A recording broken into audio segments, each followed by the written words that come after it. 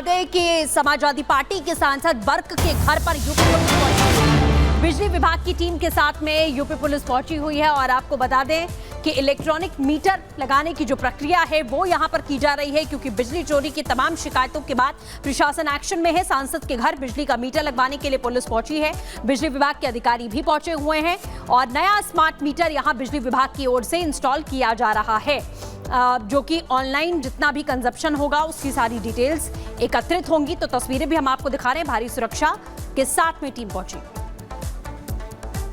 नया meter, smart meter with armoured cable लगाया जा रहा है।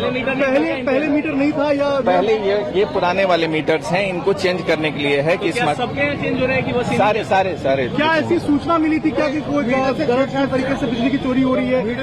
नहीं, नॉर्मल कोर्स में सारे मीटर्स चेंज हो रहे हैं। सारे मीटर्स सारे। क्या ये जो पुलिस है ये आपकी सुरक्षा के लिए आई है? हाँ, सुरक्षा। क्या आप लोग यहाँ पे सुरक्षित महसूस नहीं करते थे? हाँ, पहले दिक्कत थी। पहले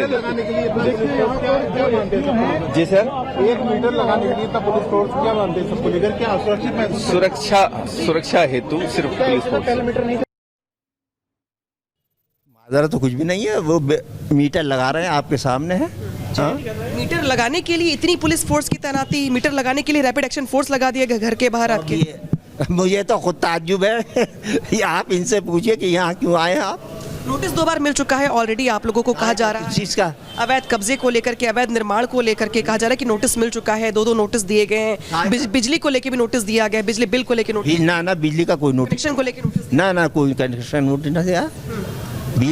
आज सिर्फ मीटर चेंज किया जा रहा है। मीटर चेंज हो रहा। हाँ, लेकिन जिस तरीके से आरोप लगाए जा रहे हैं कि भाई जो यहाँ पे आसपास का इलाका है, जो माहौल है वो ख़राब हो रहा है, तनावपूर्ण माहौल है, इतने सालों के बाद मस्जिद मिली है जहाँ पे लोगों को मजबूरी में पलायन करना पड़ा, ऐसी भी खबरें निकल के सामने आ रही हैं। मस्जिद जो वहाँ पे थी उसके बगल में ठीक मंदिर है, 200 मीटर दूर पे मंदिर है जो अस्तित्व में आया है। तो पलायन ये कौन कह रहा? पलायन किसी ने बयान नहीं दिया। पलायन कोई करके नहीं गया, सब अपनी मर्जी से अपने मकान बेच कर गए हैं, क्योंकि वो नॉन मुस्लिम 8-10 घर थे। तो अब पता ना क्यों किया, वो क्यों बेच के गए अपनी मर्जी से। उन्होंने बयान भी यही दिए कि हमने अपनी मर्जी से बेचे। उन्होंने कहा कि दंगे के बाद से हालात ऐसे थे नहीं कि वहाँ पर रहा जाए, कुछ ही परिवार थे, लेकिन उन्हें मजबूरी में छोड़ के जाना पड़ा। अब अगर कोई किसी को कोई डर लग रहा है या हो तो उसका मैं तो जिम्मेदार हूँ नहीं, मैं उसका जिम्मेदार नहीं हूँ। भाई वो उनकी प्रॉपर्टी है, वो बेच के अपनी प्रॉपर्टी जितनी थी पैसे लेके चले गए। और मंदिर जिस हालत में था उस हालत में आज भी है। लेकिन ये गलत रूप दिया जा रहा है कि मुसलमानों ने कब्जा कर लिया था, ऐसी तो कोई बात नहीं। आपको लग रहा है कि जो शिकंजा है वो कसा जा रहा है धीरे धीरे बिजली को लेकर के? जिस तरीके से लोग आज आए मीटर चेंज करने के लिए, कुछ जगहों पे अवैध निर्माण को लेकर भी कार्रवाई चल रही है, देख रहे होंगे आप भी गली मोहल्ले में कार्रवाई चल रही है। क्या ये जो कार्रवाई चल रही है इसको लेकर आपका क्या स्टैंड है? हाँ, ये शासन, ये योगी जी के इशारे पर ये प्रशासन सारी कार्रवाई कर रहा है। और ये सन 2027 के जो इलेक्शन होने जा रहे हैं उसमें अपने मतलब ये वोट को एकजा करने का उनका मकसद है। योगी जी चाहते हैं कि किसी सूरत से हिंदू मुस्लिम जब तक यानी कि नफरत नहीं, जब तक नहीं बढ़ेगी जब तक वो कामयाब नहीं हो सकती। बिजली चोरी की तमाम शिकायतें इस इलाके में थी। कहा गया कि बिजली कटौती जो कटिया कहते हैं जिसे सप्लाई करने को लेकर के, वो मस्जिद से 200 घरों में हो रही थी और इसी को लेकर चेकिंग अभियान चलाया गया, तार काटे गए, नए पोल लगवाए जा रहे हैं, मीटर चेंज किया जा रहा है। तो गड़बड़ी तो थी ना पूरे इलाके में कहीं? मैं ला रहा हूँ। हाँ, अगर ऐसा है तो गलत को गलत ही कहेंगे। जो गलत बात है कर रहा गलत ही है।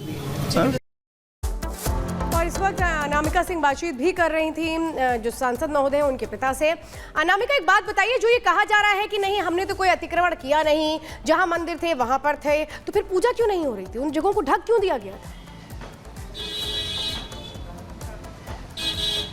देखिए, जहाँ पे 2 ड्राइव चल रही है, एक तो बिजली विभाग की ओर से जो लगातार जो पूरे इलाके देख रहे हैं आप, जहाँ पे आपको तार दिखाई दे रहे हैं, ये सारे तार जो है ये बदले जा रहे हैं। इसी के अलावा जो मीटर है, जो पुरानी मीटर है जिसमें बिजली का बिल भी गलत आ रहा है, रीडिंग भी गलत आ रही है, उन सबको चेंज किया जा रहा है। और इसी कड़ी में जो सांसद का घर है, जो नया कंस्ट्रक्शन हो रखा है, वहाँ पे भी मीटर चेंज किए जा रहे हैं। और जो सेकंड ड्राइव है वो है यहाँ पे देखिए अवैध अतिक्रमण को लेकर के पूरे इलाके में, मस्जिद के आसपास के जितने भी इलाके हैं वहाँ पे प्रशासन की ओर से जो ड्राइव चलाई जा रही है, उसके बाद हालात हालात ये बन गए कि खुद भी लोग अपने घर के बाहर के जो अतिक्रमण है उसको तोड़ रहे हैं। एक तो पहला घर आपको ये दिखाई दिया, दूसरा घर आपको सामने ये देखिए, एक घर ये भी है जहां पर लोग खुद ही अपने घर को तोड़ रहे हैं, तीसरा घर वो है देखिए जहां पे वो देखिए वो भी तोड़ रहे हैं अपने घर के आगे के अतिक्रमण को। तो पूरे इलाके में जो अतिक्रमण है उसको तोड़ा जा रहा है। आप लोग क्यों तोड़ रहे हैं? आप लोग क्यों तोड़ रहे हैं? मालूम नहीं अपने।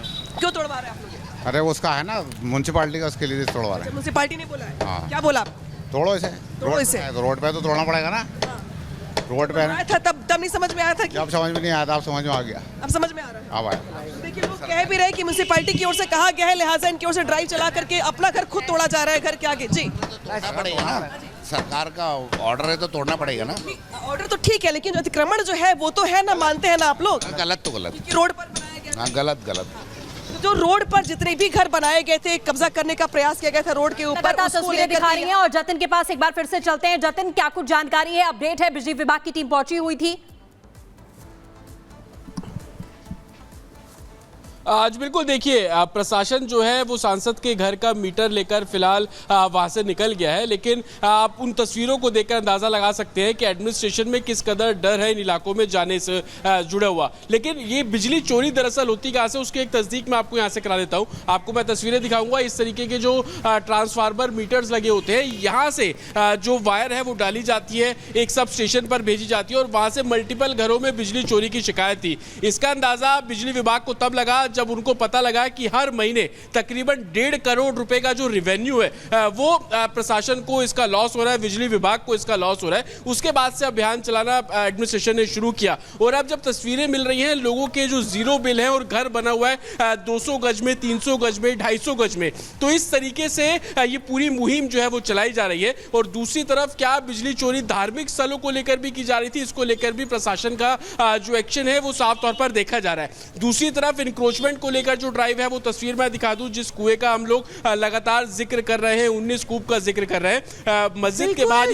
वहां से आप रिपोर्ट दिखा रहे हैं, आप दिखा रहे हैं कि कैसे एक्शन लिया जा रहा है, लेकिन एक चौंकाने वाला खुलासा भी अब संभल को लेकर के हम करने वाले हैं कि कैसे वहां की डेमोग्राफी चेंज की गई, जिसका कल योगी आदित्यनाथ ने भी जिक्र किया था कि कैसे वहां 184 हिंदुओं को जला दिया गया था, किस तरह से हिंदुओं की संख्या घटती चली गई। वो आंकड़े सरकारी रिपोर्ट में कह रहे हैं कि कैसे वहां क्या बड़ा खेल चल रहा था। एक रिपोर्ट दिखाते हैं।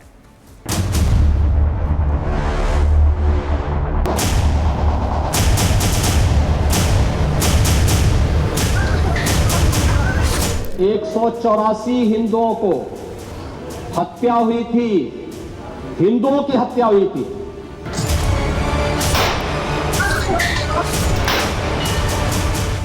संभल मुस्लिम बाहुल्य कैसे बन गया, आज हम इसका पूरा चिट्ठा खोलने जा रहे हैं।